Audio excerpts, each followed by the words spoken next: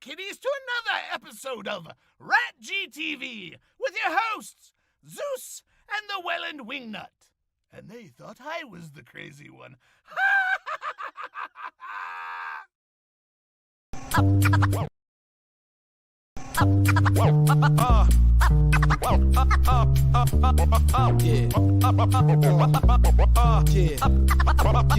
Black magic. You got to know, got to show, it's time to roll. So just tell me what you want to hear. Tell me what you want, so just tell me what you want to hear.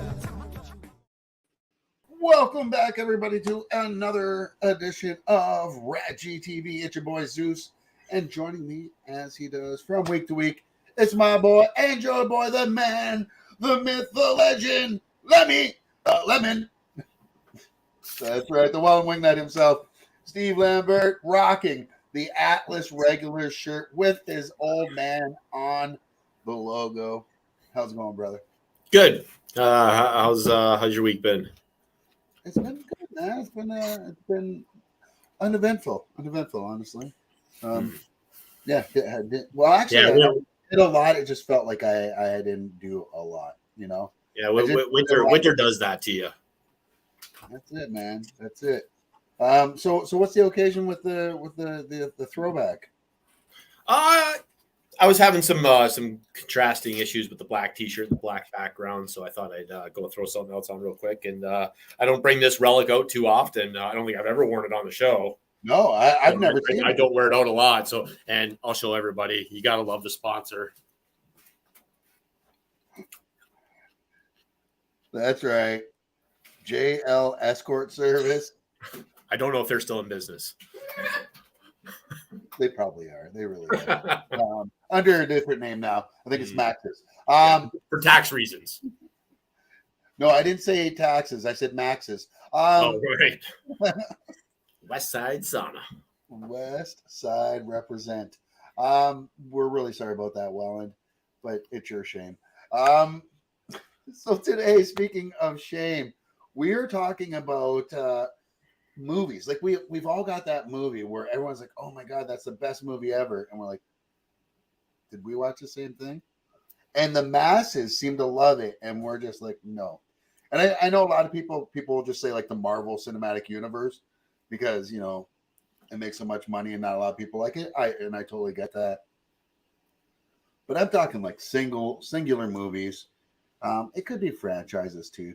But let us know in the comments. Steve and I are going to give ours as well this week. Steve, you got a 5-second movie review this week for us. What are you reviewing this week? Yeah, I was hoping to make it out last night to the movies. Haven't been to the movies in a while. I've been relying on streaming services and other ways, video on demand, to get my latest movie reviews out to everybody. But really want to see Knock at the Cabin. I am an M. Night Shyamalan fan, although some of his movies do completely miss the mark for me. The ones I do really like. So I was kind of excited to see that, but didn't get a chance to see it. So I'm going to do the prime original Shotgun Wedding starring Miss J-Lo there. And is it Timothy Olyphant or is that Josh Duhamel? That's Josh Duhamel. Yeah. I'd get in trouble if I got that one wrong because Amber would leave me in a second. Can she honestly tell the difference between the two? I don't even think... I think I heard Josh Duhamel in an interview once say that his mom mixed the two of them up. She even said to me too, watching that movie, he's got like the gray sideburns happening now. She's like, oh my gosh, she's like, I think he gets hotter as he gets older. I'm like, you got a total Bruce Campbell thing going on there, man. It's a salt and pepper, brother. It's a salt and pepper. I'm just saying. It's a thing. Anyways, well, I'm anxious to see what your review is of that movie. I've honestly heard a few good things about it, so but I eagerly anticipate to see what you say about that. And we got a lot of comments as well when we asked everybody what was their movie that they found just unbearable that everybody else loved. And we're going to go through a lot of those. To mention a few right now, Sean Tabbitt said Titanic. Tony A said The Sweet Hereafter, basically anything by Egoyan. Do you know who that is? I'm not even sure. Like I've never watched The Sweet Hereafter, so No, me neither. Steve McGinnis is with me. This is like I love that McGinnis, who's your fucking partner in crime over at Two Severed Heads. You guys are on what, every Thursday night? Every other Thursday, yeah. Every other Thursday night. He says anything with Will Ferrell, which I've been saying for a long time. Although my omission is I really love Old School. So Yeah. John Klaus says A Never-Ending Story. That's a tough one. A Few Good Men. I like that one. Yeah, like great movie. Honestly. And you know what's funny? He said that. I was, I'm trying to do the whole acting thing, but I was thinking about some of the greatest scenes that I've ever witnessed, and I like acting wise, and that exchange between Nicholson and Cruise, I think, is one of the most intense scenes when you sit down and just watch it. Yeah.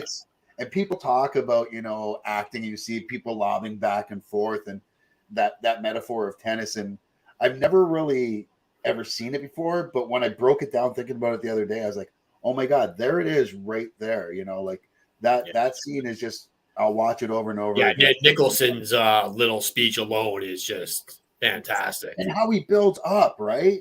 Yeah. Like he's cool, calm. I'm actually getting goosebumps thinking about it. I love Nicholson so much. I'm a huge fan. Same, brother. Great scene. Same. But that's not saying anything about John Klaus' pick there. It's your opinion, man. Michael McKay says Top Gun Maverick might be the most overrated film of all time. It's just Top Gun with Star Wars and a bit of Fast and Furious physics mixed in. You're not wrong. Neil deGrasse Tyson said the same thing on his podcast. I thought it was a lot of fun. I didn't like the original Top Gun movie, but I really like this one. But I love popcorn flicks. Like I'm a sucker for that shit. So yeah, I've never seen the original, so I wouldn't have anything the new one. Have you seen the new one or no? No. Okay. No, I would have been completely lost. No, you wouldn't have. No, you wouldn't have. You didn't even need to see any of it. It explains it all. Like you would have been fine. Drew Smith says The Goonies. That hurts, Drew. That hurts, buddy. Do a little truffle shuffle for you. Oh my God. So my daughter is getting married. Yeah, congratulations. Thank you. Her mother chimed in and says Pulp Fiction or The Big Lebowski. To which I banned her after that. Yeah, The Big Lebowski. It's a weird one. It's not a movie I didn't like. Oh, I don't get the cult status thing. Yeah, I'm not a fan of The Big Lebowski either. I'm Pulp Fiction though. Here's the thing with Pulp Fiction. I walked out of Pulp Fiction the first time after watching it, and I'm like, did I like that movie?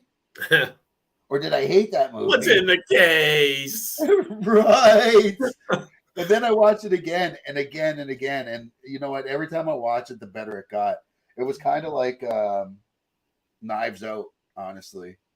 The more I watch that movie, the better it gets, honestly, which is hard for me saying. As you know, I'm not a huge Rian Johnson guy. A lot of his movies could have made my list, by the way. Rich Vissy says Forrest Gump. Jenny. Stupid is, stupid does. Like that pick right there. No, I'm just kidding, Rich. Jeff McTurnbull says any movie with Ben Stiller. There's I get the hate. I mean, I don't get the hate, but I get why people could dislike him. I personally do like him in a lot more movies than I don't like him in. But I was going to say about the last movie. No, I can't remember what it was. Ben Stiller's last movie? No, the one you just talked about. The movie. Oh, I'm sorry. You just mentioned. Yeah. Oh, I was yeah. Yeah. I can because I was on a different page and now because I was looking at stuff. I'm a horrible host. It's your fault. No, it wasn't. I was looking at the comments on Facebook. That's why. The movie we were talking about, Ben Stiller, Forrest Gump.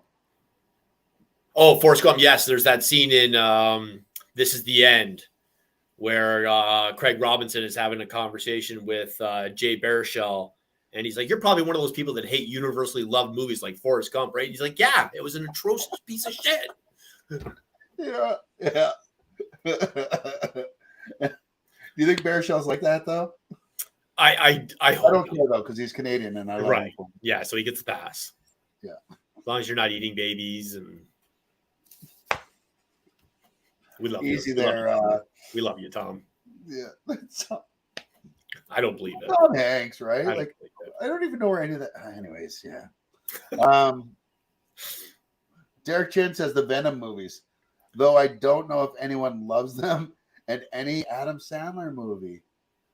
Okay, Derek. So I was with you for a little bit there. The Venom movies, the first one, it was passable because it looked so horrible in the trailers, and I thought it was going to be shit. And then because it wasn't a horrible steaming pile of shit, I was like, oh, that was a good movie. And then after a while, I was like, oh, it's still shit. It's just not the steaming pile of shit I thought it was going to be. But any Adam Sandler movie, like maybe the one with him and Al Pacino. Got to get me some of that Al Pacino. Al Pacino in that movie. Christina Beebe says Avatar. We heard a lot of Avatar. Yeah. In this one. It makes me wonder how it made so much money. And still is. And you know, when I look at movies like Avatar and a lot of the MCU movies too, because we do have a lot of kids going to these movies who obviously can't go unsupervised. So a lot of these movies, I'm not saying parents don't. Obviously, there's a lot of parents that take their kids that want to see them as well, but they do make a lot of money off people that had to bring their kids. Yes. I mean, and that's. I'm not trying to take away. No. You're that right. Explains box office numbers, right? That explains numbers, like because I took my kids to see Avatar, and that's 3 tickets right there, right? And plus and me and Star Wars, yo. That's what Star Wars started off, right? All of them are. Yeah, I saw them all with my mom, and my mom can't stand those movies. Luke Tough, how are you, brother? Long time no see. Hope you're doing well.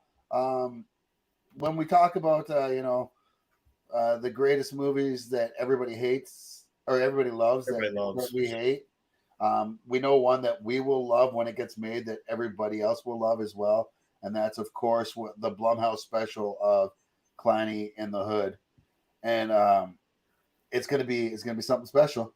It really is. So I feel like every time Luke's here, we have to discuss Blumhouse, how much Blumhouse rules, and we have to show Clancy. Man on the Moon, another good one. I mean, not another good one, but I didn't hate it, but same. But it was Everyone's like, look how good of a dramatic actor Jim Carrey is playing a guy who acts just like Jim Carrey. I mean, he played the earlier version of himself. I'm not a huge fan of Reservoir Dogs. Biff, I love you, but get the fuck out. So have you ever watched any of the edited versions where they put it all in chronological order? Which, say again? They cut up Reservoir Dogs, and there's an edited version where they actually show it in chronological order. No, I don't want to see it that way. Yeah. No, I've never seen that. I don't know how I'd feel about that, honestly. Did you watch it? I did, but I mean, I've seen the original version countless times already. So it's like, it's one of those movies that I is definitely one of my all-time favorite movies, and I forget to mention it on my all-time favorite movies list because it is my favorite. I don't know if it's my favorite written and directed Quentin Tarantino movie. My favorite written Tarantino movie is probably True Romance or Natural Born Killers, though. But he didn't direct either one of those. Sorry, let's get back to some of these comments here. Suzanne G says, Groundhog Day. I love the cast, but the time loop over and over got so annoying. I couldn't get past it. You should probably watch it again. You should probably watch it again.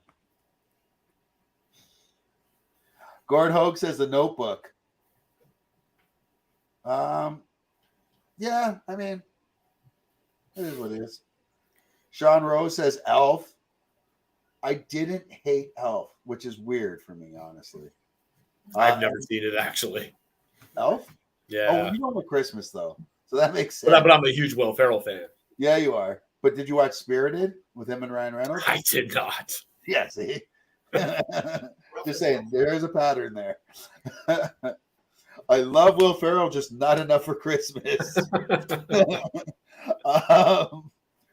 John Rose says Elf in the Harry Potter series. Yeah, I'm not a fan of the Harry Potter movies either. I watched the first one and I just can't get past that one. I didn't want to watch the rest after that. I'm sorry, guys.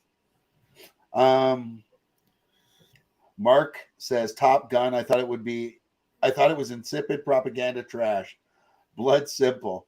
I found Pulp Fiction mostly dumb and violent for violence sake. Hate the entire genre of slasher movies. That's a lot of takes there. He took some swings. We said one. Dan Marshall says The Lord of the Rings. Sandra L says Love Actually. Jenna Louise Curry says Devil's Rejects or A House of 1,000 Corpses. Oh, Steve's going to want to fight you now.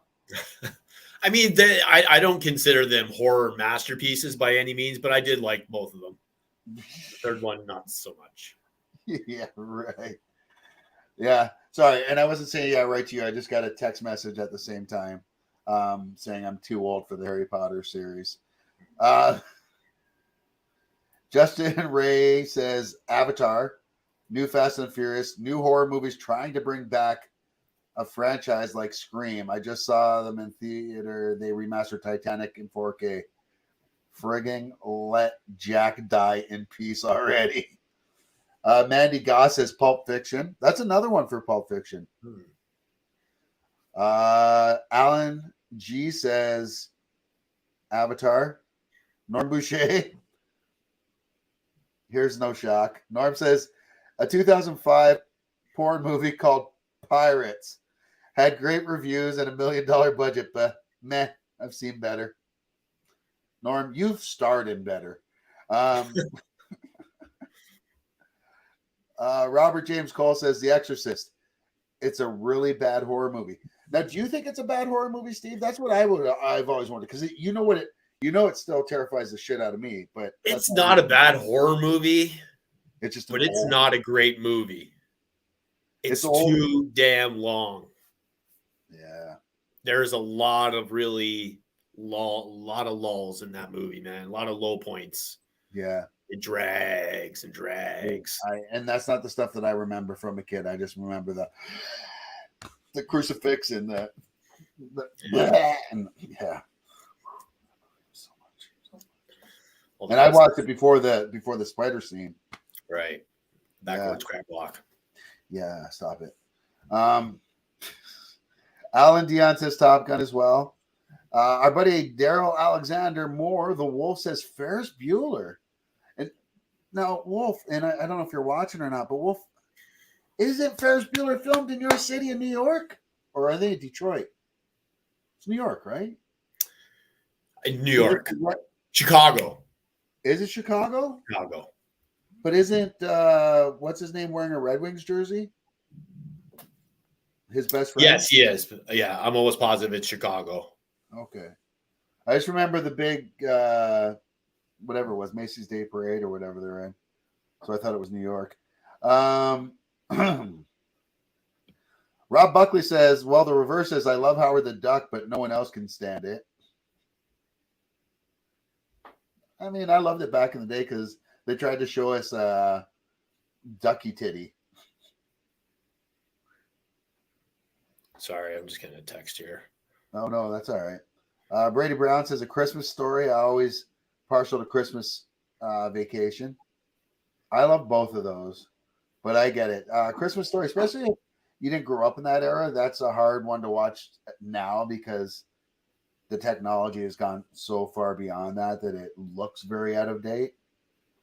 And I think it's too hard for them to kind of remaster it. Chad Golden says The Breakfast Club. Come on, Chad. What are we talking about here, buddy? What are we talking about here?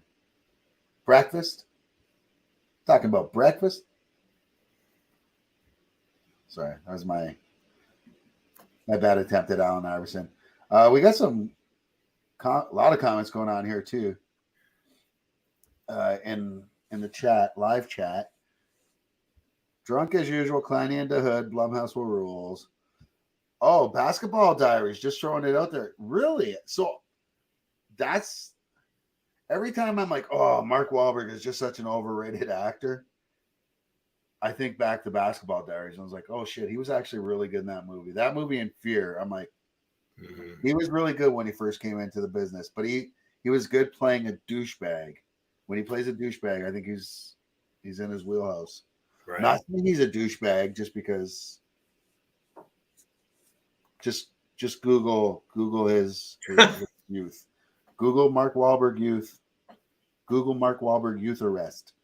Mr. White rules.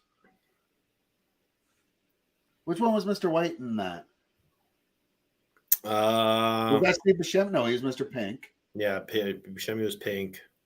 Tarantino was brown. Blonde was Michael Madsen. Mr. Orange was it Keitel? Was the guy that got shot. Oh. Yeah, maybe it was. Wow. We're getting a lot of thanks guys for interacting and everything as well. Allison says Midsummer. Good rating IMDb and it was terrible. Have you seen that one? I have, and I'm still not sure how I feel about that movie. I don't even know. I don't think I've ever heard of it. It's a horror movie, I guess, suspense thriller about some kids that are vacationing in Europe and end up in a cult. Did you review it? I may have, yeah. No, I'm sorry. I'm so confused. What did you say tonight's topic was? Our topic is what's a movie that generally the population loves but you hate? Steve McGinnis, what's up, buddy? Any horror movie with an Italian director? What? Steve, you got to know the backstory on that, right? Yeah, I do. Give us some backstory. I'll let Steve talk about that. You can't just throw that shade out there and not go. Short bus. Drew Smith says Chicago. Who hurt Wolf? Oh. They have a scene in Wrigley.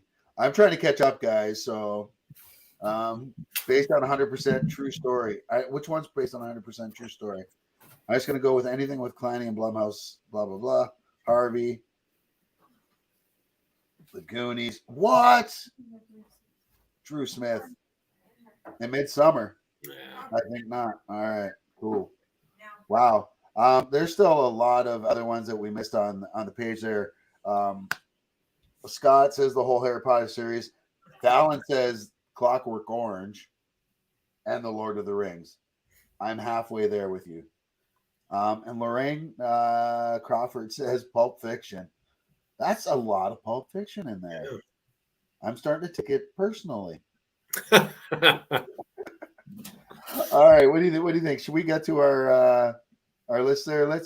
We've heard what the massive had to say. What do you say, buddy? What makes your top 5 for movies that everybody else loved that you thought was shite? I love the star of this movie. These movies, they made a shit ton of fucking money, but I just didn't get it, and I wanted a third pill. Oh shit! Oh, sorry, no. Oh, my bad. Yeah, no, I just didn't. I don't know. I didn't get it. Yeah. So, did you not like the entire franchise or the first movie? Like none of them? No, the story was. I mean, the cinematography was cool. Definitely some cool effects, some groundbreaking stuff there. But yeah, I couldn't get into these. Yeah. I don't even think I saw the third one. There's a fourth. Oh, that's when they go all meta, right? Yeah. Right. I did see that one. Yeah. Well, and we got to, well, I got to interview the lady that played Echo. Her husband did stunts on was in charge of the stunts on that show. Yeah. Ellen Holman. Was, very nice. Yeah, I can see that. Those movies, the first movie I really liked, but I found the second movie was good for like half of it, maybe. And then from there on, they were just like, oh, okay, what? This took a really weird turn, and there's no getting it back now. So, but yeah, I'm with you. What else you got? My number 4, these guys did a fantastic job marketing this movie. It was the birth of a new genre, the found footage genre. And I had high hopes for this movie, and I went to go see this at the Park Theater on in St. Catharines downtown there. Yeah, St. Paul Street.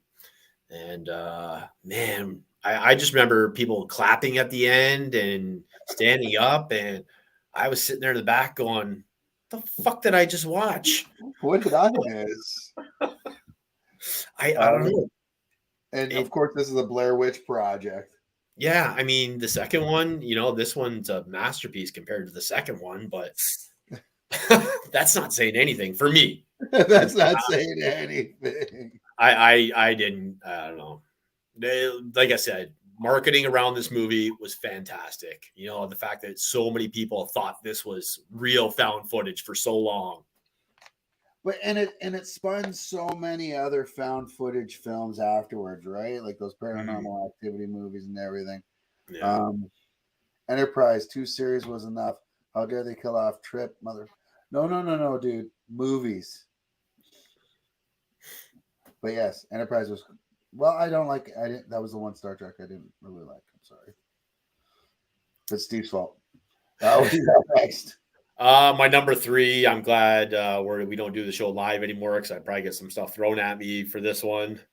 Especially if we're still doing it at the Geekery. Right. This was one I didn't watch probably for a while after it had come out. So when I had heard the hype, the way people talked about this movie was built right up. And I watched it, and I honestly, I don't even think I finished it. I think I got about halfway, maybe 3/4 of the way through it. And I couldn't finish it. Yeah, and that was James Gunn's Guardians of the Galaxy. Yeah, you are lucky we're not doing this live at Geekery because you definitely would have had some Tribites or some of their special. The only other Marvel or DC movie or anything like that I've even shut off, and even if I didn't love it, I always sat through them. And the only other one I shut off, and I shut this one off early, and it almost made my list too, was the first Suicide Squad movie. Oh yeah, I can see that. Yeah. You didn't shut off Wonder Woman 1984?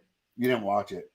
I did, but I think it was one of those I watched with something on, doing something else or something like that. Oh, got shut off. Yeah. Wow. All right. Well, what do you got up next on your list? I didn't see this next mega hit until I'm going to say 3 or 4 years after it had come out, because I knew what happened. I mean, I didn't know the story they included in to make it entertaining for 2.5, 3 hours or whatever it was. But I mean, I knew how this movie ended. So I was like, I don't need to see this. And I knew it was a love story. So, I'm not into that. And it's not my game. And I finally watched it. And, there was a lot to like in this movie, but for 3 hours, I didn't like it. Plus, we have a story later that, something that's bothered me for years that we're going to talk about. And come on, man, Jack, come on. Oh yeah, Jack got done dirty. Yeah, I mean, I didn't hate Titanic, but that wasn't a movie that was aimed towards my generation. Our right. Generation, that starred actors from our generation. Mm-hmm. Aimed and tailored towards our parents. Yeah. And, No, it was, cinematically, it was, the huge undertaking that it took to create this movie is accomplishment in itself. And, Jim Cameron, Canadian, yeah. Niagara. And, I just noticed I'm kind of shitting on the love stories here with my final two, but I saw that. I'd noted that. this is a bad movie, man. It's just Oh, a bad movie. so okay, so you remember I had to do that show with Jade. Right. He said, she said, Yeah. and that was one of the movies that I had to review because I'd never seen it. Right. I liked it. I'm such a sap for shit like that though. And you know what it was? It wasn't even any of the Ryan Gosling scenes with it. It was James Gardner every fucking time he was on fucking screen with who played his Ed Bancroft? I forget who it was that played his. Yeah, I can't remember either. And then them dying together and I was like, oh, spoiler alert. Jesus. 30-year-old movie. Right. Jackson. Yeah, I mean, I'm not. I like rom-coms when they're a little more calm than rom, or at least equally calm and rom. The straight out love stories, I just, and I am kind of a romantic when it comes to my real life. I am kind of a romantic in the traditional sense, but I don't know, just watching other people and watching other love stories like that. It's just a horror guy in me, I guess. I don't know. I'm just waiting for somebody to die. I don't know. I'm getting a text message saying that yes, it's a horrible movie as well. Somebody agreeing with you. Jeff Russo says Thor Ragnarok, pure garbage. But you know what? I will say this, Jeff. A lot of people agree with you on that one. Robert Kernan says The Shawshank Redemption. You're gonna have to get out. Yeah. Can you ban him like right now, or? I mean, he's a nice guy and everything, but yeah, I'm sorry. The ban hammer's coming for you now. We don't judge people for their beliefs or anything, but that was just forgivable. Yeah, that was blasphemous even. And both of us are well, he's an atheist and I'm just a wait and see kind of guy. No, they don't, Jeff. Fear and Loathing in Las Vegas was okay. Thank you so much. I'm with you there, Luke. People were raving, but it was mediocre to be honest. Like that movie, I put right there with The Big Lebowski. Like they're the same fucking movie for me. I watched that. I watched Fear and Loathing in Las Vegas. But how high were you? I watched it 2 nights ago. That was the most recent. I love that movie. Oh, I'm sorry. I love it. I'm with Lukey on this one, buddy. I'm sorry. The one time Luke and I actually agreed. Amen, Ryan. Yeah, brother. Well, all right. So that's awesome. I guess we'll do my list right here as well.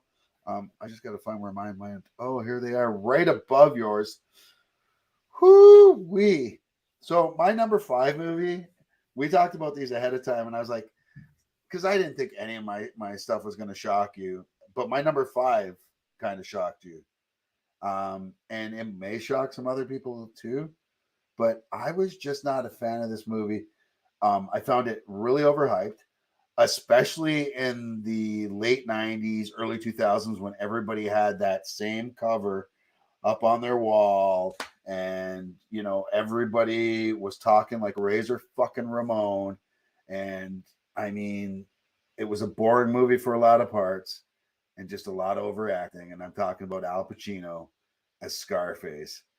I'm sorry, chica. But it was just, man, I'm sorry, Brian De Palma, right? There's a Brian De Palma What's film. the matter with you, man? Right? The chainsaw scene, that was it. That scene and the last scene where he puts his head in the coke and gets blown away. But even those parts were so over the fucking top. And I mean, his acting was like, this is Al Pacino we're talking about. But that's Al, right? He goes big on everything, and to me, it was too big, and I just never saw the appeal everybody else. Where do you fall in the Godfather movies? They're fucking pretty boring. I mean, they're good movies. They're filmed great. Yeah. But a lot like Lord of the Rings movies. They're filmed good. They look great. But those are long ass movies to sit through and a lot of fucking talking. Yeah, and there's no payoff. I mean, to me, like, Right. there's just not enough payoff. Like at least a Deer Hunter end it like with a bang. The Taxi Driver. Like fuck, man. Like these movies, yes. But the Godfather movie, I was just like, oh. I'm with you You're there. breaking my heart. You're breaking my heart. If it were Blumhouse presents Fear and Loathing in Las Vegas, I'd be there, Steve. 20 Italians playing Cubans was entertaining. Right? Like, and I get it. There weren't the Cuban actors around at that time, at least the amount. And they could have went to Cuba and got actors or just film, right? But I know. That was a different time. So that was the least of my worries with it. Scarface agreed. Oh, thank you, Jeff. Yeah, man. So let's see if people will keep agreeing, because this one's another one that people have always raved about being a great hit. And I rewatched it. I watched it when I was little, and I don't even remember it when I was a kid. And then I rewatched it because I was doing that He Said, She Said show, and we're doing the sequel movie that had come out 30 years later. And I got to tell you, I freaking hated this movie. Cinematography be damned. I don't care. The only saving grace of this entire movie is Rutger Hauer's big fucking monologue in the rain. That part right alone almost made me take it off the list. But I can't get past the fact that Harrison Ford rapes a fucking robot in this movie. I can't. He does. He does, and he's supposed to be the good guy. Like, have you watched it? He was the Cassian Andor of his time. Dude, he's straight up. The robot saying no. The robot is saying no, and he's still. And he's the hero. And people fucking. Oh my god, what a great! I'm like, I don't care. It's a robot. I don't care. If you're gonna do that to a robot, you would do it. If you're gonna do it to a replicant, you're gonna do it to a real person. No, I'm sorry. I can't. I will never get over that. The second one was okay, but holy shit, no. Yeah, Rutger Hauer is a national treasure. God bless him. Yeah. Peeps say Predator 2 is shite. Wrong. Anything Predator and Aliens is awesome. Predator 2 was good. I liked it. Blade Runner, total agreement here too. Thank you, Jeff. Yeah, see, we're on the fucking same page. My mom said People Under the Stairs is a bad movie. She's wrong. That's my mom. That's a creepy ass movie. It is. That movie's that's creepy. Like that's a not one of my stories, but coming out on in 4K in March. Right. What's coming out in 4K in March? Sorry. People Under the Stairs. No, they can stay under the stairs. Drew says, I'm still not over someone saying Shawshank. Me too, man. Right. It's so good. Me and Ryan, we have a pretty good benefits package. We're going to get grief counseling after the show. It's my grief packaging. All right. Up next on my list. Listen, I'm going to take a lot of heat from the Geek fans for these next few. And I know that. Well, not these next few. The Geek fans for this one and my number one, you're really going to be mad at me for, or my number two, I should say. These next two, but I'm sorry. I never got the hype, even with the comic book. I try to like the comic book, but it's so fucking in your face. Like it's so anti-superhero. I just couldn't stand it, and that's just because I'm such a diehard superhero fan, and this was the antithesis of that. Where there's hope, this was despair, and this is what this director specializes in, and that's cool. A lot of people like that, and if that's your thing, cool. For me, I just don't like it, and this is where it all started off to go bad for me with this director, and it was the Watchmen movies. Yeah, I wasn't a big fan of this one either. Now, don't get me wrong. I liked the actual television series that came out afterwards with Regina King. That was fucking dope. But this was it's just so. And it surprises me that I love Rogue One as much as I do, because this movie is very fucking nihilistic, I guess. Just it's not a happy movie at all. And it just says I don't like movies that just says we're only shitty people. There are a lot of shitty people, and there are people that are only shitty, but there's still a lot of fucking great people out there and people that are only great. So I don't know, man. I don't like that. The jar is half empty kind of fucking movies. So, and I'm not a Zack Snyder guy. I am really sorry, guys. What did you think of the Royal Rumble 2023 main event? The main event would have been Roman Reigns and Kevin Owens. The match itself was predictable. The ending was predictable too, but it was fucking played so great. Sami Zayn's great. I can't wait to see what happens there with Sami moving forward. I hope he challenges for one belt while Cody Rhodes challenges for the other. Cody will win his and win the belt, but Roman won't lose the other belt to Sami. That's my prediction. Watchmen was pretty meh. Yeah, agreed. Anyone who says Deadpool is shite and can suck my penis, shit. Why did I read that first? I wasn't a big fan of the second one. First one I really enjoyed. Yeah, I'm with you there. The second one was all right, but it was okay. Too hard, I find. You remember way back? Jeez, I don't know if you were even on Ryan's All Things Geek at the time. Back in 2011, I think, when it was around the time when Man of Steel first came out, and I was posting, "Oh my God, look at Henry Cavill! This guy looks just like fucking Superman. Look at the trailer for this movie. It looks shot beautifully. Zack Snyder's great at doing that stuff, and you know what? And I was blowing fucking Superman's dick on this fucking movie because I was just like, this movie is going to be fantastic, and it came out, and I fucking hated it.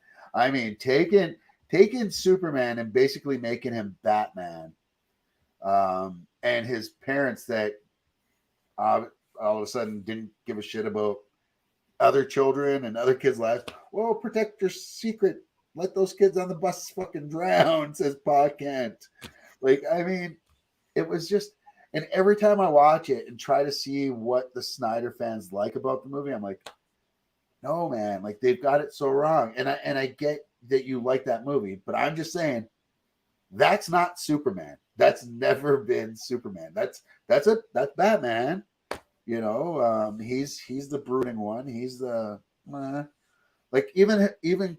And I'm not saying Henry Cavill was bad. I'm saying that was a bad script. That was a bad movie. His Clark Kent is a fucking stud. Who doesn't? He walks around with fucking 3 buttons undone, fucking muscles popping out, and he's got glasses on. I'm sorry. The big thing about fucking Clark is he's a klutz. That's why he's the total opposite of Superman. And that movie will never, ever, ever, ever, ever, ever, ever, ever, ever, ever, ever make my list of favorite superhero movies. Ever. Ever, ever. Cavill rhymes with travel. Oh, yeah. Well, I'm saying Cavill for now on because he played the evil Superman. Jaws is awesome. It will be a staple for life. I understood peeps don't like it, but they can also suck my plums. Blumhouse rules. Yeah, I like Jaws. I've never considered Jaws a horror movie though. I don't know why. No. I haven't seen a Superman movie that has lived up to the hype. The first Superman movie I thought was great. Superman 2 was good. Because I was so young, really liked Superman 3 because I loved Richard Pryor and I thought it was a funny movie. We were those kids. Yeah. Superman 4 was stupid. Superman Returns, I thought was a bad movie with a great Superman. I thought Brandon Routh was a great Superman. I thought that was filmed beautifully. That shot where a Gatling gun bullet hits Superman right in the eye and it just dies on his eye and impact. You just see it implode. As my Facebook's still open there, as you can hear, so I'm going to shut that down. But yeah, other Superman movies. No, Man of Steel was horrible. I didn't like any of Zack Snyder's take on anything except for his take on Batman, and only a little bit because Batman wouldn't brand people, putting them in jail, knowing that would get them murdered in jail because they had the brand on. He'd beat the fuck out of you and put you in traction for life, but he wouldn't sentence you to death. That's just not who he was. Superman was a thriller. Yeah, I'll agree with. Or Jaws was a thriller, I should say. Yeah. Download fast. No, but thanks, Suban. Didn't look like Patrick at Gotta all. put your glasses on. I gotta put mine on, right? Yeah. You're right. Well, you know what? I don't want it to mess with my makeup. Right. Because you know how stupid that would be for me to dress up, like put makeup on and then put makeup on to make myself. Let's say that I put my. It wouldn't be bad for me. It wouldn't be bad for me to dress up like a woman. You know what would be bad? If I dressed up like a white woman. Not funny. It's not cool. It was. Listen, you think it's the greatest movie of all time. I don't know about greatest movie of all time, but it's fucking hilarious. 64372 thinks it's the greatest movie of all time. I cannot stand this stupid ass freaking movie. Like, the acting's bad, the comedy's bad, the makeup is even worse. I mean, they're supposed to look like, oh, I put the wrong picture up there, but they don't look anything like the white chicks that they're supposed to be impersonating. I mean, I get we're supposed to be suspending disbelief here, but this is worse than you know the Little Rascals trying to get into the fucking rated R movies, and it's the three of them in a fucking trench coat. Like that, I believe more than these fucking two as white chicks. And then just, oh my god, if we made that movie the other way around, and that was fucking two white dudes fucking dressing up as black chicks, come on. Hilarity would ensue. My son went to school in Jersey with Henry Cavill. He said he was a knob. However, I think he's awesome. He does seem like a very cool dude, though. He can build his own computer. He loves fucking, what is it, Warhammer 40K. He's a big nerd, so I like that. He named his dog Crypto. I mean, he looks the part. I just wish he would have had a better script. I wish we would have thought of it, or I would have thought of it earlier. We should have had the clip of Eddie Murphy from Saturday Night Live when he goes out into the streets dressed as a white man. Oh, dude, that's fucking great, though. That's so good. What are you doing, man? Just take it. There's nobody around. Just take it. The last black guy gets off the bus. All right, everybody, party time. Cigars, cigarettes. I'd watch White Chicks featuring Ryan and Steve. Yeah, you would. Reverse. We do a body swap movie. Oh my God, we do Face Off. His dog name is Cal, not Crypto. Oh, right, that's what it is. Thank you. I knew it was Superman related. So that's my top 5. And I'm sorry, but like honestly, when I know what you say about white chicks, but when it comes to me, when it comes to white chicks, hate it. Not even sorry. And that is your right. Thank you, sir. As a Canadian citizen. Thank you. It is human. You know what else is my right, sir? my right to save money where I want to. Because in this market where it's costing you, a small fortune, you have to go to the bank and take out a loan just to buy eggs these days. You're like, I need to save money, but I don't want to sacrifice the lifestyle. So you know what you do? You do what I did. You go over to DocNet. Go to docnet.ca. You see Steve pointing to it right over there by the RatG radio picture there. Go to docnet.ca. Talk to Tony if you are anywhere in Canada. See if DocNet's in your area. They'll come out. They'll set you up at a great price. Look at our internet right now. I'm streaming here live on DocNet, and we've got no problems at all. I've got TV going on in the background. I've got my PlayStation still on, and no worries here. My hydro bill's going to be through the roof. But do yourself a favor. Save some money. Do like I do. Go to RatG TV. Go to docnet.ca. Tell them RatG TV sent you. Tell them Zeus and the Wellandwingnut sent you over there. Get the best deal you can and start saving money today. And let DocNet connect the world to your home. That was almost like an ET thing. Could we get sued for that?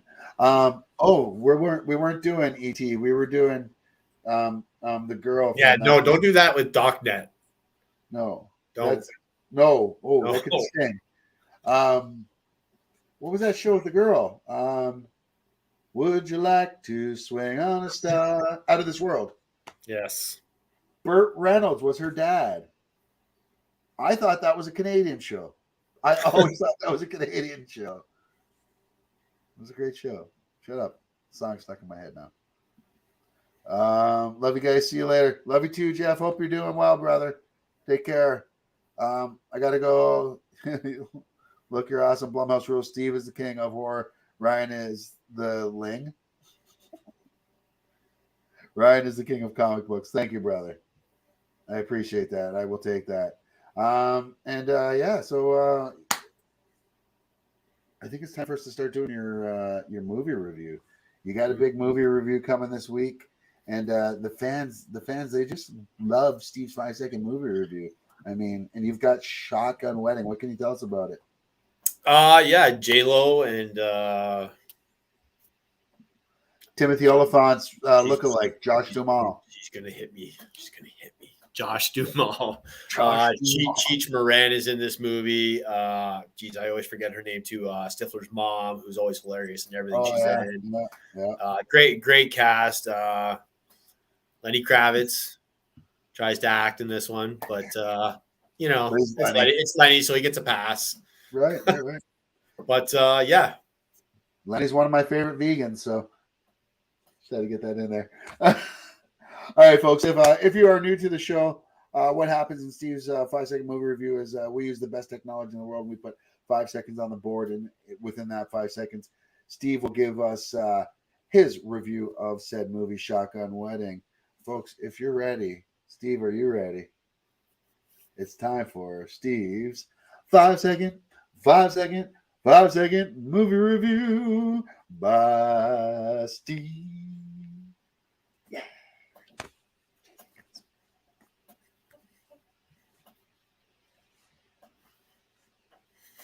Trying some new stuff. I don't know. I feel like I need hair though to do that. Like that feels like a hair. It would help. Speaking of which, what's up with the hat there, yo? Whoa! Jeez, what in the tarnation happened there? It looks good. All right. We just lost viewers. We lost viewers. Yeah, they're coming back. They're coming back with pitchforks, though. I blinded them. It's all right. Well, that's because the truth of the matter is Richard Mall refused to come back for night court, so Steve agreed to put stilts on and do the part of Bull. So you're in, kid. So let's talk about Shotgun Wedding. Buddy, are you ready? Yeah, I'm ready. All right, let's put 5 seconds on the board. You may begin now. I didn't come up with anything clever this week because I got to admit I didn't want to like this movie, but I really did. Wow. See, I've heard that. So, I didn't even want to watch it because I was like J-Lo, Shotgun Wedding, I rom-com. It was pretty good. Yeah. It was pretty good. Really? Yeah, Yeah. I heard a lot of good things about this. So what are you giving this movie? I gave it a 3.5.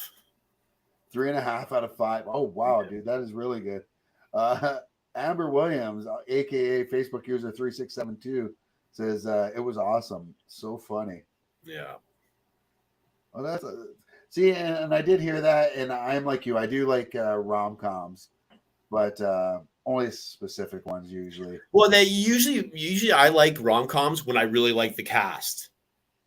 If I don't have, the connection or like or dislike for the cast, then I'm like, I don't really need to see this movie, I have liked J-Lo in some stuff though. Like I liked her with Clooney, and what was that? Out of Sight? Yeah, not. Yeah, I remember that movie. Yeah, Money Train. I'm not the biggest J-Lo fan when it comes to her acting. Love her music. No, Josh Duhamel, obviously, he's a great actor. I like him in usually everything he's in. Are you sure it's him or Timothy Olyphant you're thinking Right, of? I know. I love him too, so it doesn't matter. All right, it doesn't matter. Like I said, the Drew Barrymore show. What's that? We should do that one day. I'm going to test you one day. Was it Josh Duhamel or Timothy Olyphant? Ooh, but which one? Which one was it in the Drew Barrymore show where she's the zombie? That was Timothy Olyphant. All right. Who was it? And I don't know. I'm done. Top of my hall pass list. Duval. Really? Duval, yeah. Wow. Hey, there you go. I thought it was Travis Fimmel, but well, you know what though? She's smart though. She's aiming for the lower hanging fruit. Right.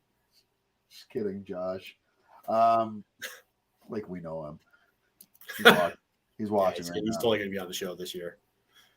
But if you are, I'm sorry. I just heard. So 3.5 out of 5, right on. I'm actually gonna watch it. And you know what? So I wanted to watch. I haven't watched Last of Us. Yeah, you called it. Fuck you. It is very Game of Thronesy, like when it comes to heartbreak. And are you up to date? Yes, You watched episode 3? I did. And I heard episode 3 is fucking heartbreaking. I heard it's the best episode so far. Plus, it's heartbreaking, and it steps a little bit outside the video game. Yeah, so I don't know. Like, I'm not in the know with the video game storyline, and I do know that these were characters from the game, and I do know they took some liberties with the storyline. But I think it was stuff that they said was implied in the video games, but just never touched on. Right. So. Well, did you like this episode? Or like, were you? It was slow, and because I'm maybe not familiar with the games, I didn't really, you know what I mean. All of a sudden, we're watching totally different characters here, and I wasn't quite sure how it was tying in. But yeah, I mean, definitely, heartbreaking story being told for sure. So I might not be watching that one tonight. I might be watching it. Watching the next 2 episodes back to back. Oh man, I'm so weak. Yeah, so I might just have to watch Shotgun Wedding instead tonight. So there you go. But thank you for that. I appreciate it. And speaking of heartbreak, well, hopefully not too much heartbreak, but it's time for the news.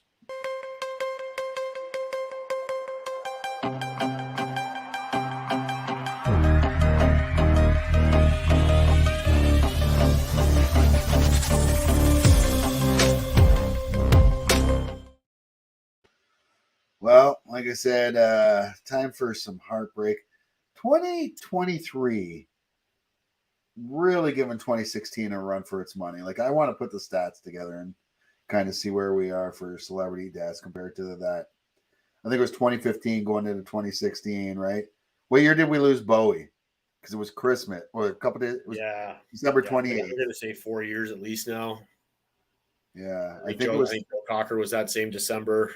Yeah, and then it just didn't stop all that year. So, and it was like what it is this year. But because of that, you've been anointed as our Grim Reaper for telling us about the celebrity deaths. And it was not we had deaths last week, but it was kind of a slow week where it seemed like it was. I think we had one. The normal amount you'd hope to happen. You'd hope for none, but you expect there'd be at least one. I think we've had like maybe zero, like maybe one or two shows, and we've been doing this a long time. Yeah, exactly. But this week, wow, there was a lot that hit us hard, and like a lot that came close to us. So someone we saw annually was someone who was very much out in the public, meeting and greeting people, and just an absolute nice guy. If you've ever got a chance to meet him, we grew up watching him wrestle as Leaping Lanny Poffo, also the Professor, the Genius. The Genius. Yeah, 68 years old. Man, I remember like I was pissed when he came to Welland, and he would throw out those frisbees that had his poems on them, and I didn't get one of them. I remember just being so freaking mad. And then to think, oh my God, come 30 plus years later that I'd be at a Comic-Con, Niagara Falls Comic-Con, with my kids and meet Lanny Poffo and then discuss his brother Macho Man Savage and his dad Angelo Poffo and just that whole family. And he gave me this for free. Well, he gave this to my son for free. He took to my kids. He loved my kids. This was his book, and it's just a whole bunch of poems, as you can see, signed to Logan from Poffo, Lanny Poffo, and just so amazing. Good guy. That was a tough one, That's the end of a huge legacy over there in the wrestling business. So, rest in peace. A movie that has stood the test of time. A Christmas Story. We recently lost the mother. Played the mother, Melinda Dillon, at the age of 83 years old. Well, I mean, that's a good long life. Yeah. Now, I asked you, and I wasn't. Did you happen to find out? No, I didn't end up looking that up. I'll do it quick now here. Yeah, and I'm not I'm looking at the picture, and I'm not seeing the resemblance at all.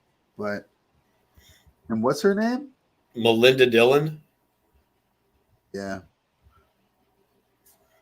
Is Melinda Dillon still alive? Oh my God, I can't believe that's that's the first question that comes up there.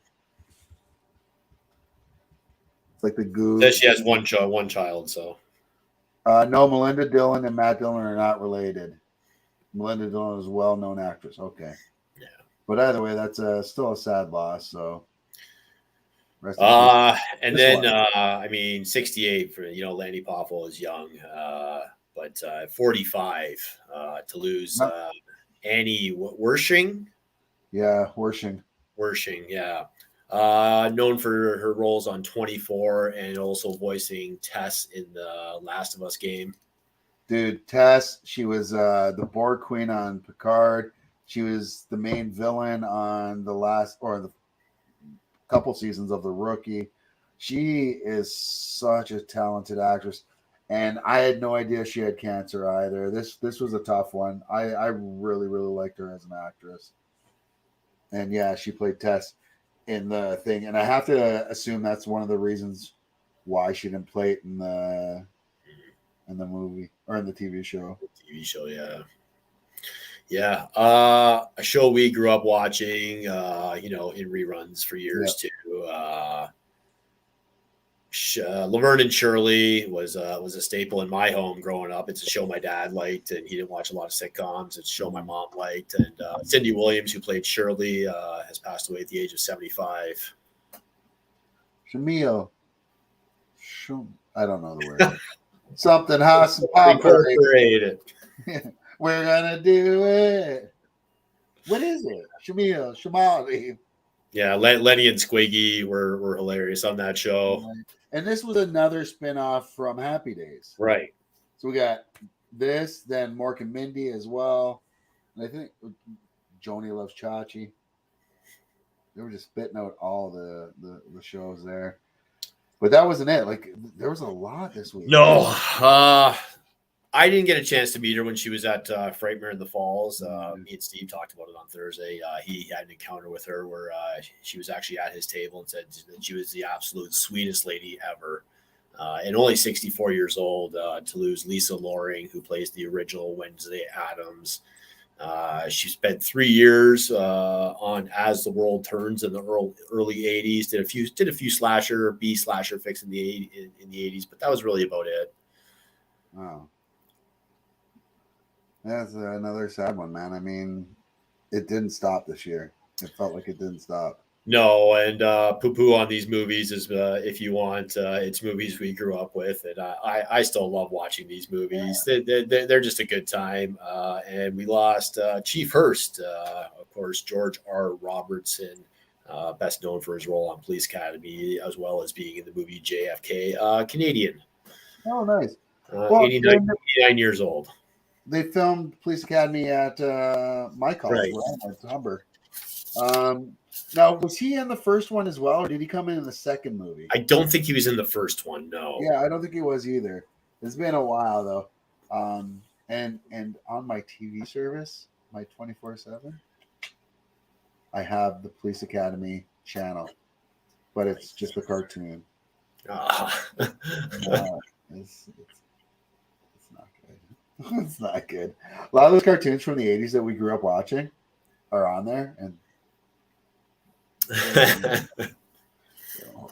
cartoons today are so much better. I never thought I'd ever say that, but the cartoons today are so much better. Yeah, that I felt like I just sunk the hearts of our crowd out there. Speaking of sinking the hearts, James Cameron has been making the tours talking about the success of Avatar. Chippewa native James Cameron.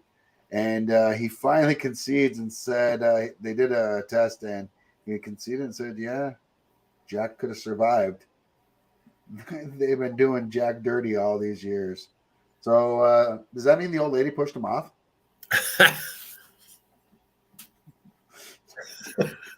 No, my real husband's going to find out. He's still on the boat. He's on the main boat. He's on the dinghy. If he sees you here, he's not going to let me in. That's the real story, probably what really happened. Yeah. They found him. He's like, we will let you on, but that motherfucker. History is told by the survivors. That's right.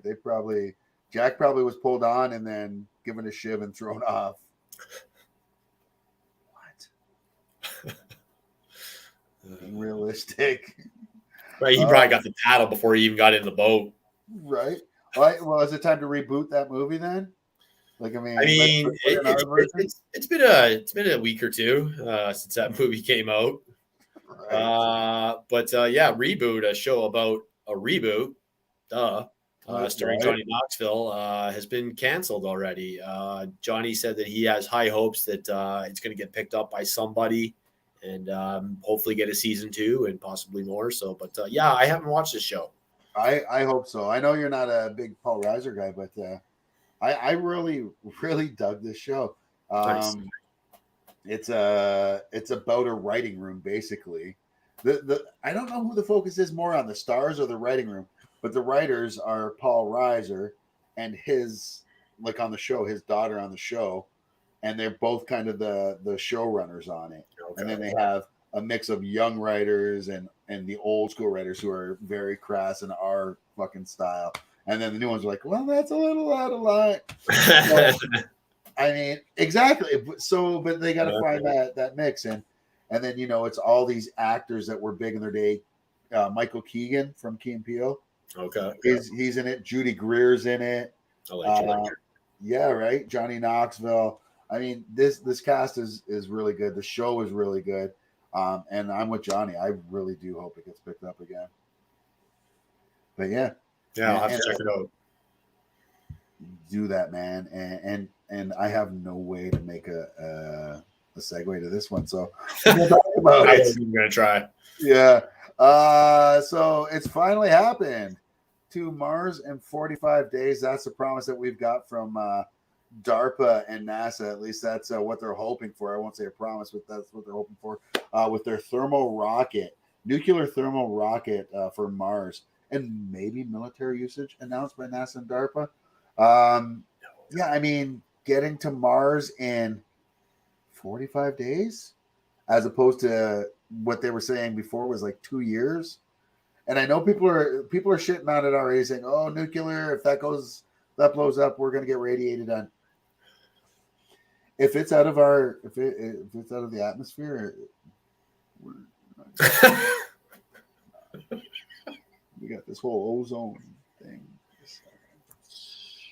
Re-entry shit burns up. That's why. Anyways, and I'm not saying I know that for a fact. That would just be my guess.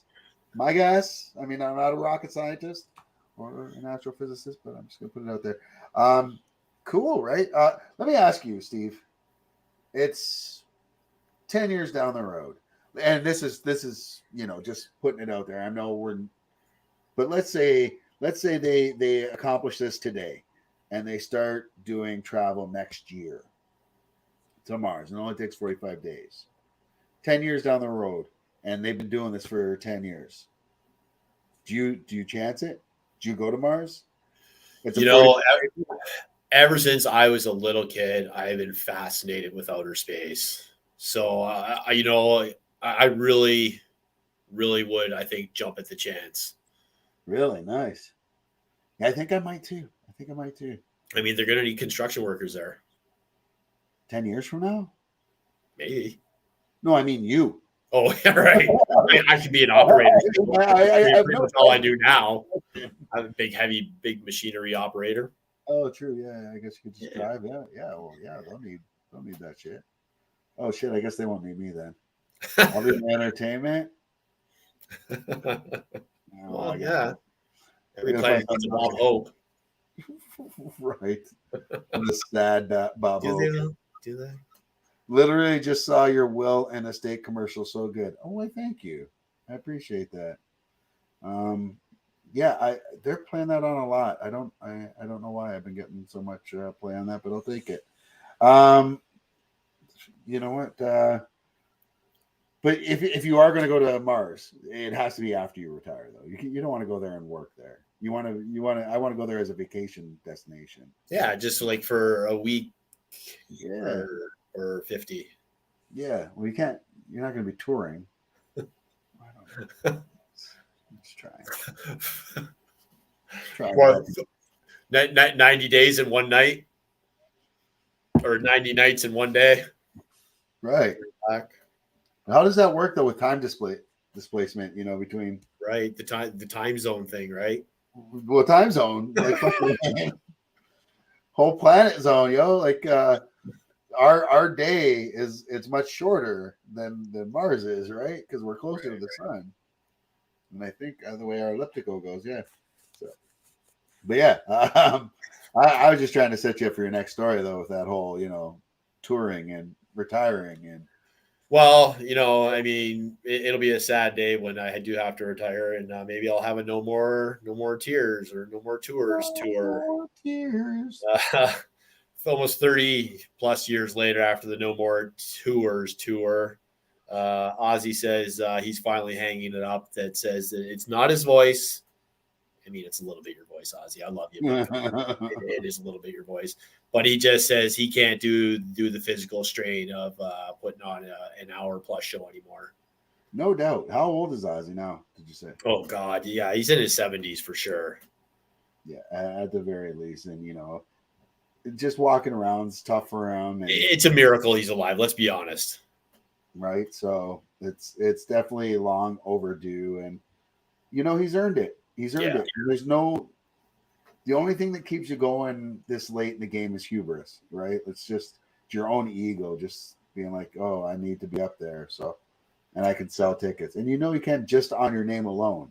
It's not on current talent. And that's you can really credit Perry Farrell and Ozzy Osbourne for really bringing the touring festival as a thing, right? Like, yeah. Well, I mean, he deserves a happy retirement, and I hope he saved a lot of money because if he shares his password with somebody at Netflix, they've been. But what if the kids still live in like California and they just? I don't know. Yeah, no.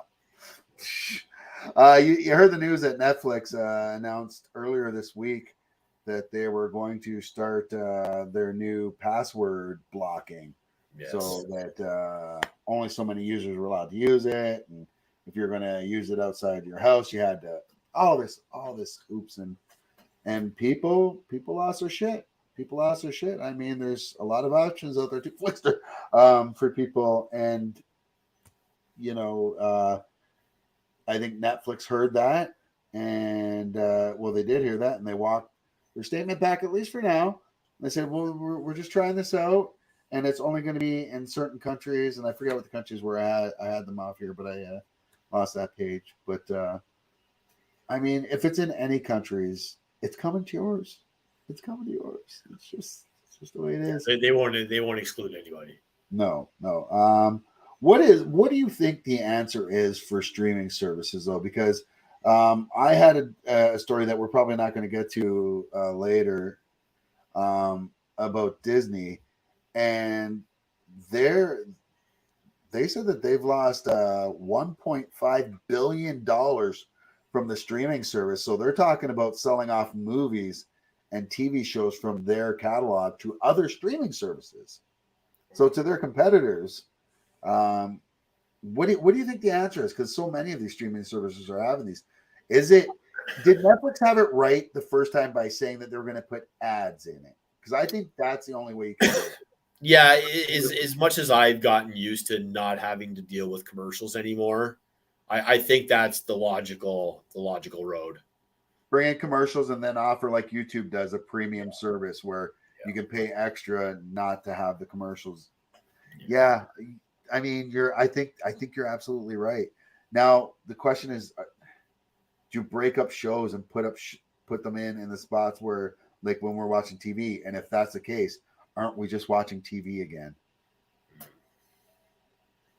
Like, well, I got rid of TV, but I mean, it's so hard because I feel like that's their only course of action that they can do. But yeah, who knows, man? It's like it's a game. It is. It's a game. It's a game between a slippery game. It's a slippery game with a lot of tentacles. Right. There is a lot of working parts. Right. Just let's watch out for the ink. Make sure the ink is signed. Right. If you were alive in the last 2 years, you've at least heard about Squid Games. Shortly after the hit show wrapped up, they said that they were actually going to do like a reality show, not kill people, but eliminate people from the game. 456 players to be exact, for a prize of $4.56 million.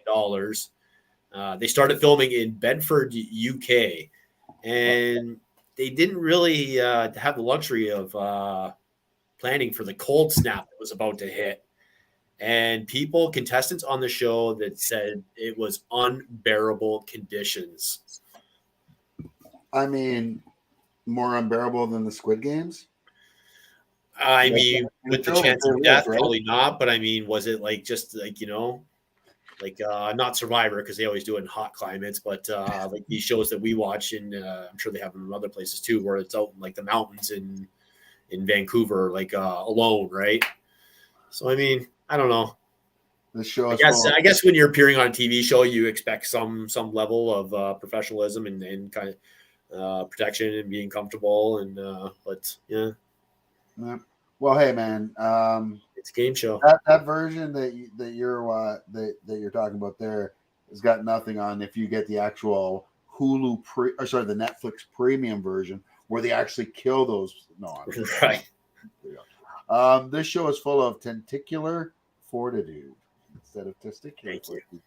Well played, Adam. I think it's a compliment. It was definitely a comment. Tentacular instead of testicular. Tentacles. I'm trying to help you here. No, I know. Hey, what are you doing? Oh shit! I don't know how he skipped one ahead here, but I'll put mine ahead of yours there. As you know what makes me happy, and it's so weird because I'm like, I didn't really love the first episode. The second episode won me over, and the third episode, I was like, okay, maybe I'm seeing what Steve's seeing. Like Steve, like you weren't a big fan of the first couple episodes. You weren't having any laughs at it, and I did have laughs in this third episode, but I was like, oh no, man. But before I had a chance to message you about that, you messaged me and told me you liked it. Yeah, I thought it really, that was the first episode for me that really felt like a Night Court episode. I don't know. It just the story, the way it was told, I just there wasn't. I'm not going to say there was an abundance of laughs for me in that episode, but there was more than the first couple episodes. And like I said, of that, along with the way the story unfolded, I felt it was a very Night Court-esque story. Yeah, well, I tell you what, I think they have a lot of time to right the ship. It is being like people are loving the show, which is great, and it's showing as NBC has greenlit it for a second season. That's right, we are going to get season 2 of Night Court on NBC and Peacock. So I'm happy with you. I'm happy with you, and I'm really liking the bailiff. Are you? That's good. Yeah. So did I say this on the show yet? You did. I'm gonna say it again. I want her to be Bull and Roz's kid. It makes sense. It makes so much sense, or at least their granddaughter if she's too young. I'm just saying. Roz. Why not poor Bull? He probably got the shit kicked out of him. I love Roz, but I mean, having loving with that woman could probably be dangerous for most people's health. Yeah, like be like going like 12 rounds with somebody. Rocky Balboa. Yeah. Clubber Lang. Clubber Lang. Yeah, like Rocky. Thunder Lips. There you go. It's a family show. So, Sylvester Stallone's Family Jewels is coming to a network near you. Yeah, Stallone's hopping on the reality show train. The show will feature him, his wife, and his daughters, of course, all pictured here. I mean, okay, it's I probably won't watch this, but did you watch any of the other reality shows with Ozzy? Or I watched a couple episodes with. I came on late on the Aussie one. It had been on a few seasons, and I would watch episodes when it was on. I wouldn't go out of my way to watch it. Right. And I was definitely guilty of watching a few episodes of Gene Simmons' Family Jewels, even though I really don't like him. And I think that's maybe part of why I was watching. It was like the whole Howard Stern thing, right? The average Howard Stern lover listens for an average of 15 minutes. The reason why, they want to hear what he's going to say next. The average Howard Stern hater listens for an average of 30 minutes. Reason why? They want to hear what he's going to say next. For the exact same fucking reason. Yeah, you are not wrong, sir. You're not wrong at all. But what Stallone, because it's Paramount that he did this with, right? Yes. And they've already got a hit on their hands with fucking Tulsa King. Have you watched that yet? I haven't, no. I really like that. I haven't watched any of the other Taylor Sheridan shows like the Yellowstone or 1892. We tried Yellowstone. I tried 2 episodes and I couldn't get into it. But this one, I like it because I find that this it's a comedy. It's an action comedy with Stallone coming out of jail. It's a mob, and I love mafia stuff, so I just really dig it. And I think Stallone does a great job on the show. And it's a hit. And speaking of hits, I really dug the show too. This is a show that came, an animated show, Disney Marvel TV show. They came out on Hulu, but here in Canada, we got it on Disney Plus. And season 1 was just ridiculous. It's a show called Hit Monkey, starring Jason Sudeikis and his monkey there. Jason Sudeikis is a hitman who dies after being revived. Like after thinking that he was being revived by these monkeys after getting all shot up. And then he tries to protect them from the hitmen that eventually find them all. and he gets killed, and this monkey is the only survivor, and the monkey is just a straight up badass fucking hitman, and Jason Sudeikis is the ghost that follows him around and tells him basically what to do. The monkey's the only one that can see Sudeikis, and it is ridiculous in every way that you would think, especially with the way I'm explaining it. Seriously. Have you watched Invincible yet? Or any I tried a couple episodes of it, yeah. So it's like Invincible, but funny. Like whereas Okay. Invincible looked intense, and like you're like, oh wow, I can't believe it is that. This is it, but it's Jason Sudeikis fucking. It's him. Yeah. Like if you like Sudeikis, you will like. I love Sudeikis. Yeah, Yeah. I even loved Ted Lasso, which I didn't think I was gonna like. I still gotta watch that. But right now, I'm that weird guy like in the Twilight Zone that hasn't seen it yet. Yeah, Twilight Zone came back for 2 seasons, I think, with Jordan Peele. Yeah. And I watched a few episodes. There were some I really liked. There were some that I thought were really, really bad. But I mean, that's kind of how the Twilight Zone went too. You didn't love every episode, I don't think. Exactly. That's those one-off. Yeah, episodes. the anthology series is right. Yeah. And I mean, same with what was it? Oh my God, there was a Ray Bradbury show we used to watch. Yeah, the Ray Bradbury Theater. Ray Bradbury Theory. Not everyone was great. Yeah.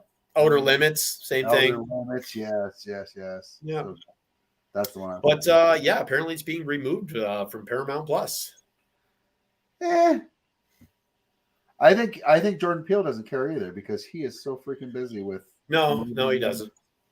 Like next busiest guy is fucking James Gunn, but we'll talk about him a little bit later.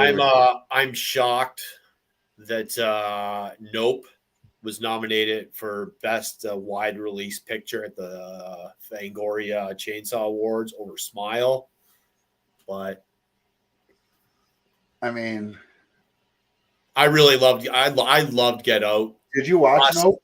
Us, I was not a fan of. I did watch Nope. Yeah, and you gave it a bad review. Nope had me by the short and curlies for about 40 minutes. You didn't like it, but didn't Amber like it? No, she didn't like it at all. And then the end just. Is he going M. Night Shyamalan way? Do you find? Like he had his one big hit, and then I could see his career going that way. I mean, everything's supposed to be a weird twist now.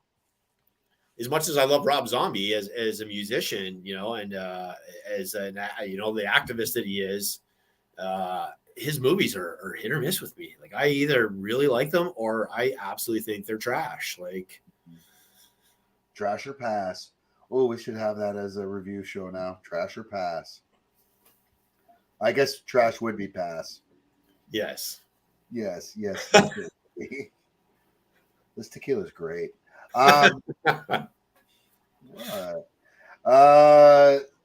It's so good it would make me want to kiss Velma if I was Daphne. I'm not even talking about the really horrible Mindy Kaling show. Actually, can we talk about the Mindy Kaling show really quick? Have you watched Velma, the cartoon? Let's not say we did. Okay, so I've never hated a show so much that I've been like, this is actually a decent show if you got rid of this part. I can handle Velma being a different race.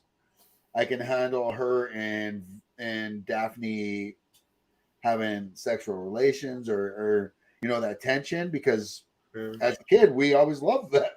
We pictured that. But I'm all for empowerment and equality.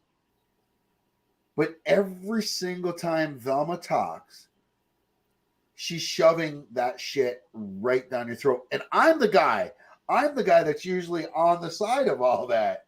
And I'm like, wow, this, like, because there are some legitimately really funny stuff in it. There's some really good proactive things that they put out there as well. But it gets lost in all the other minutia of, okay, you're overdoing it with this or you're overdoing it with that. Like, I get it.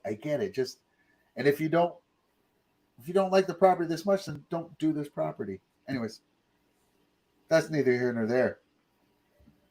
Sarah Michelle Gellar came out in an interview lately and said that in the James Gunn Scooby-Doo movie, that her and Linda Cardellini had a steamy hot kiss that never saw the light of day. That was a movie that my kids freaking loved. That might have made it a movie that I would have loved as well. Yeah, my kids watch the crap out of those movies. I liked them. I thought they were good. And that was what put James Gunn on the map to Marvel, honestly, with those Scooby-Doo movies. So I wish they would have got a third movie, honestly. They should have. But I say that all the time. I don't like when a movie you do 2 successful movies, you should get a third. Yeah. Even if the second isn't as good as the first, you should get a third. Yeah, you need a chance to redeem the first one. Right. But if you redeem the first one, could you make one of the heroes a villain? I think you could, and that would work. Yeah. You just fill it right full of machismo, too. Right. With machismo, though, you need a big handlebar fucking mustache. Right. You know, like if you're gonna do the machismo. Yeah. That's my thing. Robert Kirkman said that he actually considered making Abraham a villain in the comics. Yeah. I was reading that in comicbook.com had that story earlier. Saying Yeah, and I could see that. I could see Abraham being a really good villain actually in the comics. Yeah, because didn't him and you read it way more than I did. You know me. I read the first like I think 25 issues, and then it was basically you were like, oh my god, this part's really good, and I would read it, or something would happen on the show, and you're like, oh no, it's better here, and I read it. Like Abraham's death. I didn't read about Abraham's death and the doctor switch until after you told me that, and I'm like, oh shit. So I went and read those issues. Did he and Rick have a really big beef? Even though he was one of Rick's right-hand men? Yeah, but Abraham was very much an alpha dog.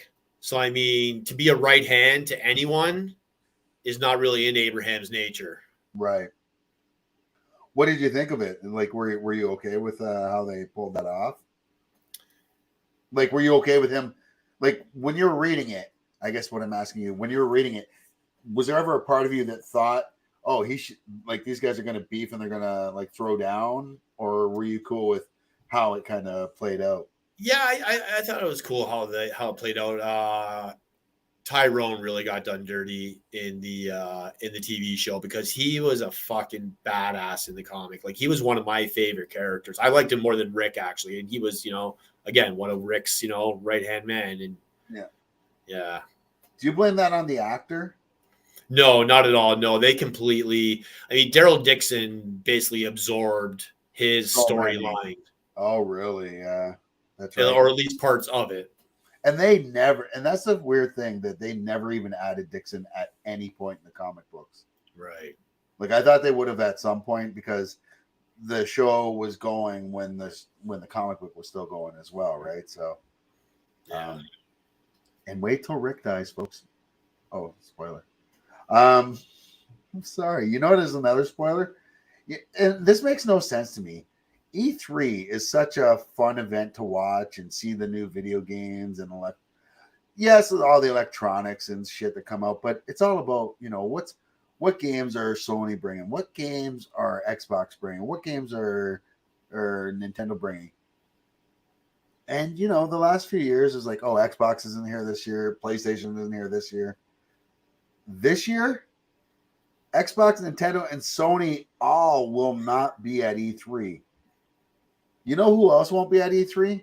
Sponsors or audience members. What? Yeah. That is the biggest step backwards that I could ever think. Like, I don't see how a convention survives after something like this. Do you see them taking their own routes and doing their own big productions and own big announcement events? And you mean those game councils individually? Yeah, kind of like what is it? Marvel has their own thing. Yeah. Yeah, I mean, possibly. That will really hurt E3 though. I mean, I don't know what you do with that one if that's the case.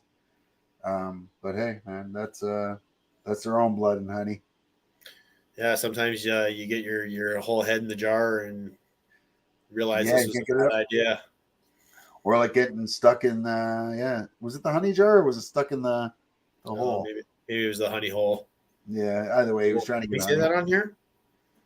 We can. It's after 9 o'clock. Oh no, it's Right. not.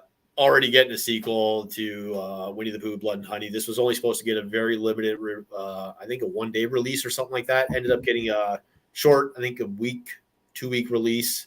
It'll be on video demand and everywhere else. I'm And sure you will be reviewing it. by the end of the month. Yeah. I really want to, it was actually playing at the Square. I really wanted to go see it, but it was only there for a couple days. And spoilers in Tigger is not in the movie due to we've explained this. We've explained this whole copyright thing before. There's starting to be, the 100-year or 95-year or whatever it is going up on a lot of these properties, but they still had to change the characters in such a way that they still did not look exactly like, because they still have character rights. Mm-hmm. And that's why we didn't get Tigger in this one, because he actually didn't come into the Pooh story until 6 years later. Once Disney bought them, Tigger was introduced. So yeah, he wasn't part of the original story at all. Yeah. And Tigger too. I just hate that name. It's too close. Too close. It's a hard R. I don't like it. I don't like the hard R on that. Sorry. Trying to be nice. We got 2 stories left, but I just want to say this one real quick. The Percy Jackson Disney Plus series has wrapped up on season 1. My kids love those movies, and I know a lot of they're not kids anymore. That's like my son's 21, going to be 22 soon. So those Percy Jackson movies were huge to those kids, and now they've got a Disney Plus series, so good for them. And then the last thing, James Gunn. He said, before the end of January, I will tell you the beginning of our plan for the DCU, his reboot. And he waited till the very last second, and we got it on the last day of January. And here it is. So we'll be getting Shazam coming out. What does that say there? March of this year. We got The Flash coming out in June, which he says The Flash is going to kind of reboot everything. Blue Beetle, he said, though. Blue Beetle, he said, kind of stands on its own, and I think it might be a part of his James Gunn universe. Aquaman 2 is going to follow that, and that's supposed to lead us into a Superman movie. We are getting Creature Commandos. No, I don't know shit about that one, but it's going to be an animated series, which is, cool.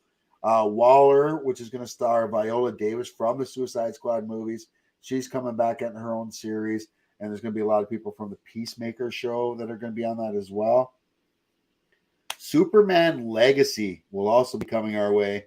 A younger Superman coming our way, based on the Grant Morrison run on Superman, which to me was a really, really fun run. And it showed off not so much Superman's strength and everything, as opposed to what a genius mind he was and how benevolent. The thing that drove him nuts the most in that storyline was he couldn't cure cancer, as brilliant as he was, and he would even go to Lex Luthor and ask him to help him try to cure cancer. So, but a great storyline. We're getting Lanterns, which is going to be Jon Stewart and Hal Jordan, the 2 most well-known Green Lanterns. It's going to be Earth-based, where they're space cops protecting Earth, and James Gunn described it as true detective. So then we got the Authority coming. Don't know a whole lot about them from another comic book line that DC had acquired, and they are moving forward with that. Characters like the Ray will be in that, and Apollo. Midnighter as well will be there. Paradise Lost. This is going to be about Themyscira, the island that Wonder Woman came from. James Gunn said, think of Game of Thrones when thinking of this. And when I think of Amazons, I think of Game of Thrones, even though they weren't in it. And this is HBO Max. This is James Gunn. You got to think James Gunn did Peacemaker and how violent that movie was, and even the second Suicide Squad movie. So I think this will be just as gruesome as Game of Thrones. Then we've got Batman Brave and the Bold coming, which is so Superman Legacy is going to be about a young Superman, whereas Batman Brave and the Bold is going to be about Batman and his son Damian Wayne, who is the fifth Robin if you include spoiler, and he is the son of Batman and Talia Ghul. He was raised to be an assassin till he was like 12 years old. Batman didn't know about him. Then he takes him over, gets parental rights over him, and yeah, he becomes the next Robin. So that's supposed to be like the beginning of the Bat family. We'll see how that goes. Booster Gold, that'll be a straight up comedy. I can't wait for that one. I'm loving the idea of that. Supergirl, the Woman of Tomorrow, said to be a straight up sci-fi show. Swamp Thing, that is going to be sick. It's going to be rated R, I assume. And then they said Elseworld titles. We've already got the Joker, Batman. Then we're getting Joker Part 2 with Lady Gaga and Joaquin Phoenix. Batman Part 2, the Matt Reeves one. Teen Titans Go and Superman Lois and Clark. Those all exist as Elseworld titles outside of the James Gunn universe. There's a lot going to be happening there. And Steve, I know you can't wait. I'll check out Swamp Thing, definitely. Swamp Thing's going to be dope, yo. Swamp Thing's Yeah, gonna be and dope. I mean Paradise Lost, if it's like like Lord of the Flies meets Game of Thrones. Yeah, exactly. I think there's going to be a lot of that. And everything's going to tie in. All the animated movies that they make, James Gunn said it'll be the same actors that voice the characters in the cartoon will be the same actors playing them in live action, and everything all connects. So not only does it all connect there, it even connects with video games. You know what I didn't see on there? What's that? The Weasel standalone movie. This is James Gunn. Do you think you're not going to see more Weasel? You might not get a standalone movie, but I bet you might get. I won't say I'll bet you, but I say there's a good chance you get a Weasel TV series at some point. Because that's just the way James Gunn is.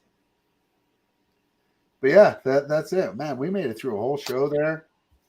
And we still have like a couple viewers. Wow, what's up with that? You guys must be bored. Anyways, what do you got? Next week there will be no show. Because I will be away next weekend. I am hosting an Elvis tribute and Johnny Cash tribute in Fort Erie. Come on out if you want to celebrate Valentine's Day. Bring your loved one out to see Elvis and show her that you have a hunk of burning love for your loved one. Hopefully you don't go home with a ring of fire. Oh, wear a condom. TikToks of the week. I've got a few, so let's get these out of the way. My first TikTok of the week, Steve. So I've got a TikTok of the week that I think. How do you want these? I've got one that I forget what it is. I've got another one that I've got that's just for you, and then I've got a third one that is my TikTok of the week. How do you want it? Do you want the one that I forget first? Yeah, let's go with that one. All right, here's the one I forget.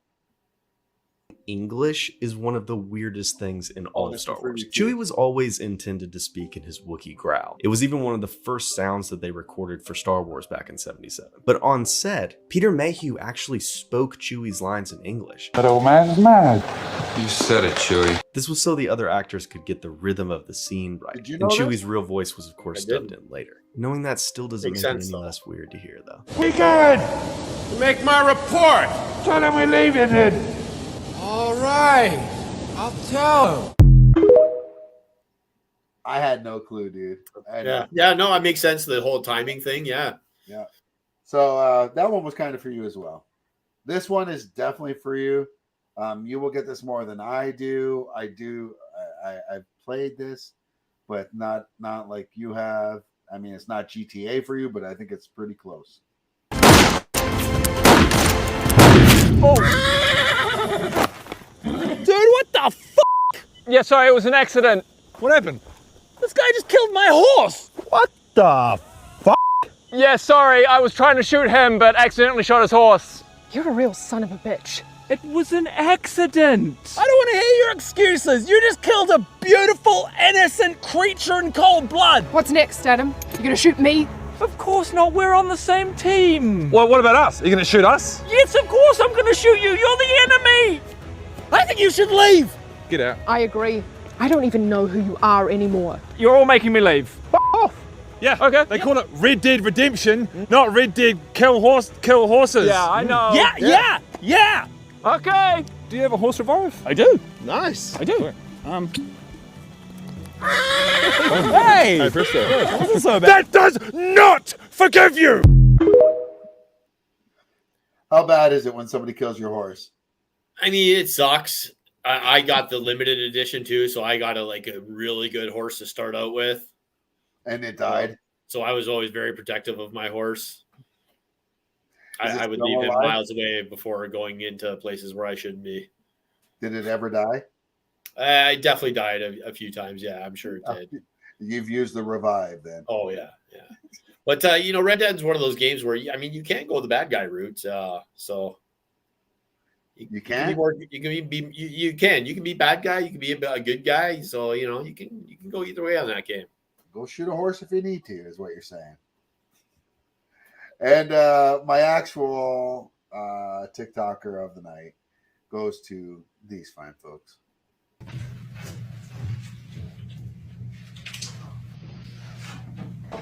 I'm not gonna lie, that's not where I seen that video headed, and neither did you. We all need to head on down to the river, sing spiritual hymns, and get washed in the blood. Oh, man. You didn't think it was going there either. No. I thought it'd be at least like a sheep or something. Right. It's a good thing we didn't show that when Norm Boucher was still watching. Right. You got anything going on this week? No. All right. We are putting out more votes for you folks for your favorite TV shows to make it through, sitcoms, horrors, all that stuff. Starting to move into the movie section. We're going to do the video games as well, RPGs, action, sports, all that stuff. We'll get those up for you. And then we will start doing our March Geekness tournament very soon. No show next week. Like I said, the 11th I will be off.